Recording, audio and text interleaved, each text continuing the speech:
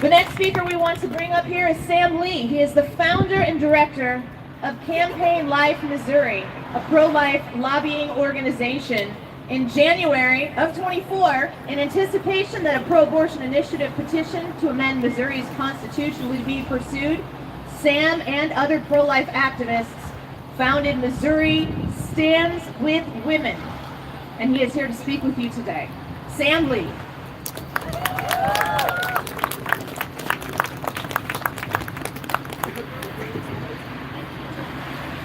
25 years ago, in January of 1999, Missourians heard prophetic words of a holy man of God who visited St. Louis. And the words of Pope St. John Paul II are as true and as demanding today as they were back then. He said to the people when he arrived at Lambert St. Louis Airport, he said, "There are times of trial, tests of national character in the history of every country. America has not been immune to them. One such time of trial is closely connected with St. Louis. Here, the famous Dred Scott case was heard. America faces a similar time of trial today. Today, the conflict is between a culture that affirms, cherishes, and celebrates the gift of life, and a culture that seeks to declare entire groups of human beings, the unborn, the terminally ill, the handicapped, and others considered unuseful, to be outside the boundaries of legal protection." You know, the Holy Father could be speaking that same message to us today as we face a new time of trial, the threat of having our Missouri Constitution altered and perverted by an extreme abortion initiative petition so that our own state's Bill of Rights will include a right to abortion that is more extensive than Roe versus Wade ever brought us. You know, 25 years ago, Pope St. John Paul II drove along on the very same streets that we are marching along on today. And he had more to tell us as he celebrated Mass not far from here in what is now called the Dome at America's Center. He said, "The new evangelization calls for followers of Christ who are unconditionally pro-life, who will proclaim, celebrate, and serve the gospel of life in every situation."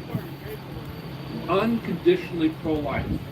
Something that is done unconditionally is done or is given freely without anything being required in return.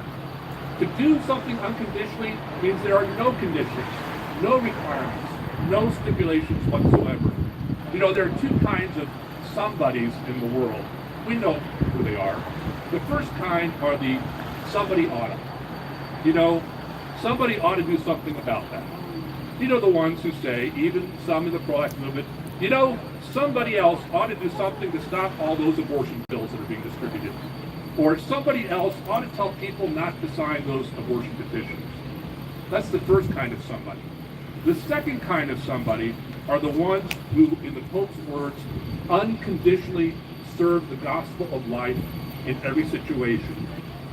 Our messaging on these flyers is designed not only to reach those active in the pro-life movement, like all of us, but also those people, and we know who they are, people who say, I'm pro-life, but there needs to be exceptions for, okay? But also, I'm pro-choice, but I don't believe abortion should be allowed in fill in the blanks.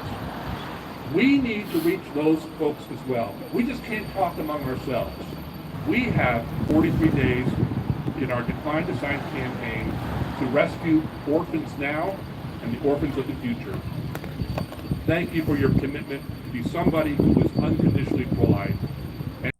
Those who would like to testify in opposition, please come forward. Mr. Lee, do you know, is there going to be two people who are testifying in opposition, or are you wanting to?